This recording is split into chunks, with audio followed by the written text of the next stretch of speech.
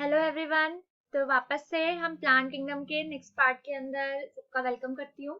तो हमने last time में जब हम स्टडी कर रहे थे तो प्लांट किंगडम के अंदर हम ऑलरेडी सिस्टम ऑफ क्लासिफिकेशन पढ़ रहे थे, जिसके अंदर हमने एरिस्टोटल की क्लासिफिकेशन भी पढ़ ली थी and artificial system of classification भी ऑलरेडी पढ़ चुके थे। अब हमने थर्ड क्लासिफिकेशन सिस्टम स्टार्ट किया है, जिसको हम बोले नेचुरल क्लासिफिकेशन सिस्टम। और नेचुरल क्लासिफिकेशन सिस्टम जो है, इसी को हम two dimensional system of classification भी बोलते हैं, क्योंकि इसके अंदर मोर्फोलॉजी एंड एनाटॉमी दोनों को इंक्लूड किया गया। अब इस एनाटॉमी को हम बहुत सारे लेवल्स पर इंक्लूड कर रहे हैं, जैसे ultra structure, embryology, cytology, physiology etcetera. अब हम नेक्स्ट चलते हैं। तो हमारे पास लास्ट टाइम हमने साइंटिस्ट की बात नहीं की थी, तो नेचुरल सिस्टम ऑफ क्लासिफिकेशन जो है, इनके अंदर कौन कौन से साइंटिस्ट इन्वॉल्व हैं। तो सबसे पहले हैं हमारे पास जॉन रे। जॉन रे जो है, इन्होंने पायनियर वर्क किया हुआ है। हमारे पास आर्टिफिशियल सिस्टम के अंदर पायनियर वर्क किसने किया था? थियोफ्रास्टस। तो यहाँ पर नेचुरल सिस्टम ऑफ क्लासिफिकेशन में किसने पायनियर वर्क किया हुआ है? जॉन रे ने। इसके अलावा हमारे पास जो साइंटिस्ट इन्वॉल्व हैं वो है डी कैंडोल, उसके अलावा है डी जूसिए, देन है हमारे पास Bentham, Joseph Bentham, Joseph Bentham and Dalton Hooker.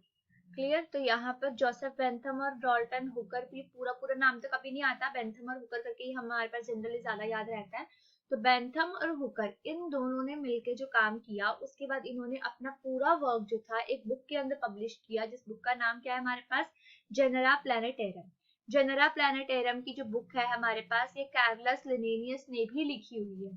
Carolus लिनेनियस ने भी लिखी है एंड बेंथम और हुकर ने भी लिखी है। तो एग्जाम में जब भी क्वेश्चन आएगा तो ऑप्शन के अंदर या तो हमें कार्लस लिनेनियस मिलने वाला है या फिर हमें बेंथम और हुकर मिलने वाला है।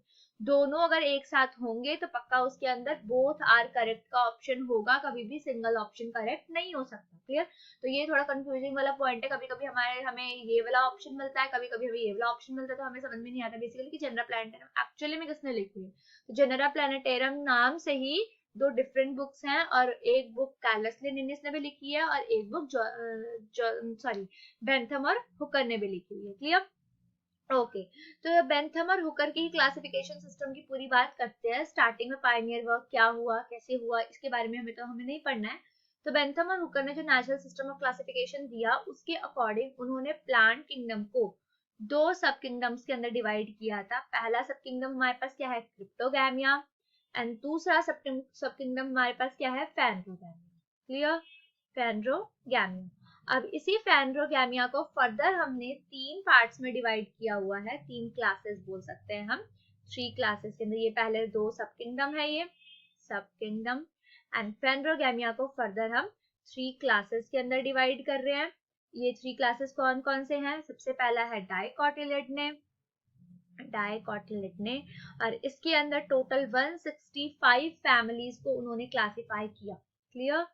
उसके बाद हमारे पास आते हैं जिम्नोस्पर्म्स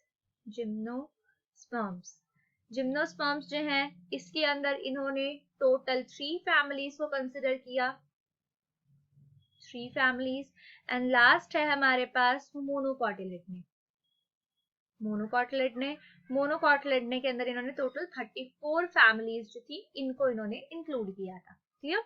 ओके, आगे चलते हैं हमारे पास। तो टोटल हमारे पास जो फैनरोगैमिया के अंदर फैमिलीज आई, तो वो फैमिलीज कितनी थी फैनरोगैमिया के अंदर? 202 फैमिलीज। हम पीछे काउंट कर सकते हैं। 165 डाइकोटिलिडने के अंदर, 34 मोनोकॉटिलिडने के अंदर, एंड टोटल 3 फैमिलीज जिम्नोस्पर्म के अंदर। क्लियर इतनी चीज? ओके।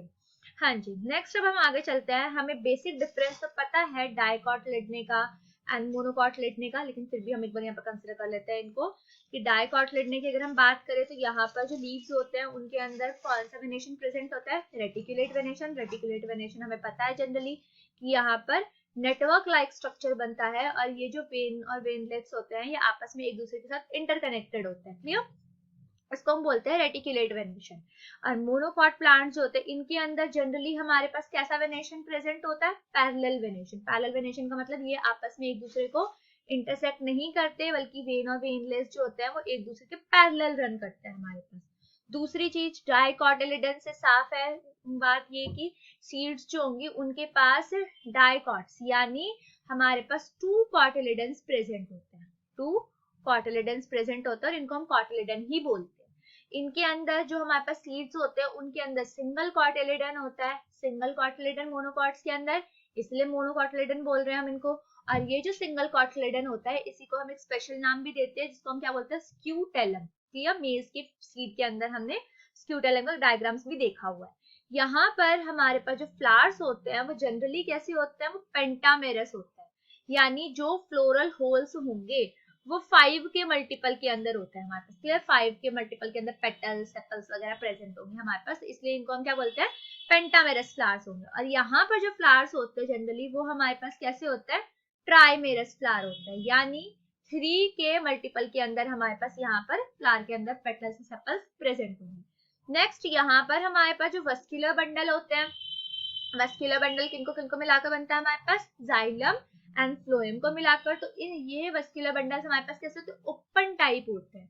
अब ओपन टाइप वस्कुलर बंडल का मतलब क्या है, ये वैसे हमारे पास एनाटॉमी में भी आएगा, लेकिन ओपन टाइप का मतलब होता है कि हमारे पास यहाँ पे कैम्बियम रिंग यानी कैम्बियम प्रेजेंट होता है, कैम्बियम प्रेजेंट होता है, यानी हमने इस डायग्राम को भी देखा हो तो ये हमारे पास नीचे सपोज करो ये मेरे पास जाइलम है, ऊपर मेरे पास ये फ्लोएम है, तो यहाँ पर जाइलम और फ्लोएम को सेपरेट करते हुए बीच में एक रिंग लाइक स्ट्रक्चर होता है, इसको हम क्या बोलते हैं, कैम्बियम रिंग बोलते हैं। और यहाँ पर हमारे पास जो जाइलम और फ्लोएम है इसके अंदर कोई कैम्बियम रिंग प्रेजेंट नहीं होती है, दिमाग में ये बिल्कुल एज इट इज यहाँ पर ऊपर फ्लोएम हो गया नीचे जाइलम हो गया विदाउट कैम्बियम रिंग प्रेजेंट होते थे, इसलिए इस टाइप के वस्कुलर बंडल को हम क्या बोलते हैं, क्लोज्ड टाइप वस्कुलर बंडल बोलते हैं। यानी हमारे पास ये कैम्बियम रिंग एब्सेंट होने का मतलब क्या है, कैम्बियम रिंग एब्सेंट होने का मतलब ये है कि ये जो हमारे पास प्लांट्स है ये बेचारे सेकेंडरी ग्रोथ नहीं कर पाते। क्लियर, और यहाँ पर जो हमारे पास प्लांट्स होते हैं इनके अंदर सेकेंडरी ग्रोथ जो होती है वो प्रेजेंट होती है। क्लियर, ओके आगे चलते हैं हमारे पास। तो डाइकोटिलेडन, वैसे एक लास्ट ही पॉइंट है तो इसी में बता देती हूँ मैं कि हमारे पास जो डाइकोटिलेडन्स होते हैं इनके अंदर वुड फॉर्मेशन जो है वो होती है, वुड फॉर्मेशन अकर, और यहाँ पर हमारे पास वुड फॉर्मेशन नहीं होती। क्लियर इतनी चीज, तो ये हमारे पास बेसिक डिफरेंस है डाइकॉट और मोनोकॉट के अंदर। अब अगर हम जिम्नोस्पर्म की, क्योंकि बीच में तो हमारे पास जिम्नोस्पर्म भी है एक क्लास, तो जिम्नोस्पर्म की अगर हम बात करें तो जिम्नोस्पर्म्स के अंदर कुछ कैटेगरीज कुछ कैरेक्टरिस्टिक्स क्या है हमारे पास। सबसे बेसिक चीज कि इनके जो ओव्यूल्स होते हैं वो कैसे होते हैं हमारे पास, नेकेड होते हैं, यानी इनके अंदर ओवरी वॉल प्रेजेंट नहीं होती, यानी रिप्रोडक्टिव स्ट्रक्चर नेकेड होंगे। और इनके अंदर रिप्रोडक्टिव स्ट्रक्चर जो होते हैं वो एक्चुअली में होते क्या, कोन्स होते हैं, फीमेल कोन्स मेल कोन्स वगैरह। क्लियर, तो ये दो बेसिक स्ट्रक्चर मतलब दो बेसिक कैरेक्टरिस्टिक्स हम बोल सकते हैं जिम्नोस्पर्म की कैटेगरी की। ओके, अब हमारे पास जो डाइकोटिलेडन है, डाइकोटिलेडन को अभी हमने किस क्या बोला हुआ है यहाँ पर, डाइकोटिलेडन को हमने यहाँ पर क्लास बोला हुआ है। तो इस डाइकोटिलेडन को हम फर्दर 3 सब क्लासेस के अंदर क्लासिफाई करते हैं, 3 सब क्लासेस के अंदर। अभी हमारा चल क्या रहा है, अभी हमारा पूरा का पूरा बेंथम और हुकर की क्लासिफिकेशन चल रही है, कुछ भी नया नहीं चल रहा। क्लियर, तो हमारे पास जो डाइकोटिलेडने हैं उनको हमने 3 सब क्लासेस के अंदर क्लासिफाई किया। पहला हमारे पास क्या है, पॉलीपेटली, पॉलीपेटली। क्लियर, दूसरा हमारे पास क्या है, गेमोपेटली, गेमोपेटली। तीसरा हमारे पास क्या है, मोनोक्लेमाइडे, मोनोक्लेमाइडे।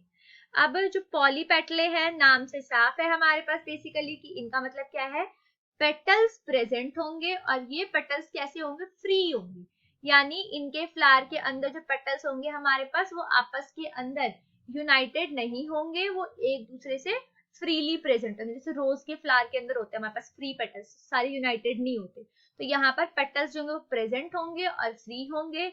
फिर इसको फर्दर 3 सीरीज के अंदर डिवाइड किया गया। सीरीज तो मैं यहाँ पर नहीं पढ़ी, सीरीज सिर्फ गेमोपेटले के अंदर आएगा थोड़ा सा। गेमोपेटले का मतलब क्या है, यहाँ पर भी पेटले है तो यानी पेटल्स तो प्रेजेंट होंगे, लेकिन एक पेटल फ्री वाली कैटेगरी हो गई, तो ऑफकोर्स की बात है यहाँ पर कैसे होंगे पेटल्स, गैमो मतलब फ्यूज्ड होंगे। क्लियर, तो यहाँ पर पेटल्स हमारे पास फ्यूज्ड होते हैं, इनको भी फर्दर हम 3 सीरीज में डिवाइड करते हैं, अभी हम फर्दर डिवीजन पे आएंगे। और मोनोक्लेमाइडे जो है यहाँ पर क्या होता है, टेपल्स वाली कंडीशन, यस यानी यहाँ पर डिफरेंशिएशन जो है, differentiation of petals and sepals, वो क्लियर नहीं होती, इज एब्सेंट। तो भाई होता क्या है इसकी जगह पर, instead of this perianth is present. Lily flower के अंदर हमने पढ़ा हुआ है ना, तो पेरियंथ प्रेजेंट होता है, और ये पेरियंथ कभी कभी तो कुछ कुछ प्लांट्स के अंदर पेरियंथ भी एब्सेंट हो जाएगा।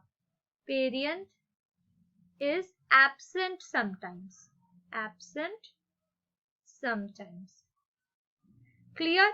और ये जो क्लास है इसको, सॉरी सब क्लास जो है, इसको हमने टोटल 8 सीरीज के अंदर डिवाइड किया हुआ है, 8 सीरीज के अंदर डिवाइड किया है। बट हमें इनकी सीरीज नहीं पढ़नी है, हमें सिर्फ गैमोपेटले की सीरीज से मतलब है। और गैमोपेटले की सीरीज कौन सी है, मैं नेक्स्ट उस पर लिखती हूँ। हमारे पास क्या पढ़ रहे हैं हम, गैमोपेटले। तो गैमोपेटले की 3 सीरीज है हमारे पास टोटल। वो जो ओवरी वाली कंडीशन हमने पढ़ी है ना मोर्फोलॉजी में, या फिर आगे हम पढ़ेंगे। तो पहले है हमारे पास इनफेरे। इनफेरे का मतलब क्या है, इंफीरियर गाइनोशियम, इंफीरियर गाइनोशियम। दूसरा हमारे पास क्या है, हेट्रोमेरे। हेट्रोमेरे यहाँ पर superior gynoecium, superior gynoecium. And last है हमारे पास बाई कार्पेलेटेड, या फिर बाई कार्पेलेट बोल सकते हैं हम बेसिकली। ये भी हमारे पास कौन सी कैटेगरी है, सुपीरियर गाइनोशियम। क्लियर।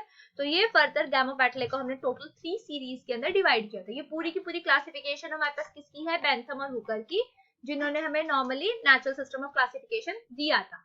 अब हम आगे आते हैं बेसिकली यहाँ पर एक चीज और बता देती हूँ, अभी बता देती हूँ, आगे हमारे पास काम आ जाएगा जनरली।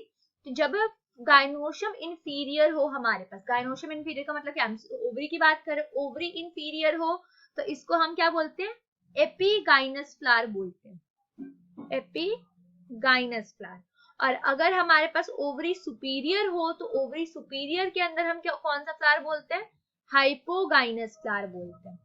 वैसे हमारे पास एक पेरिगाइनस भी कंडीशन है, हाफ इंफीरियर ओवरी वाला, तो वो हमारे पास आगे जब मोर्फोलॉजी आएगी तब हम पढ़ लेंगे, अभी हमारे पास नहीं आया तो इसलिए इसको हम नहीं पढ़ेंगे। ओके, देन आते हैं बेसिकली कि इस क्लासिफिकेशन सिस्टम के, अब अगर यही पूरा एक्सेप्टेड होता तो फिर तो आगे बात ही नहीं होती, लेकिन यहाँ पर ये पूरी तरह से एक्सेप्टेड नहीं है, यानी कुछ इसके पॉजिटिव पॉइंट्स भी हैं, कुछ इसके नेगेटिव पॉइंट्स भी है। तो एटलीस्ट हम पहले पॉजिटिव पॉइंट्स की बात कर लेते हैं।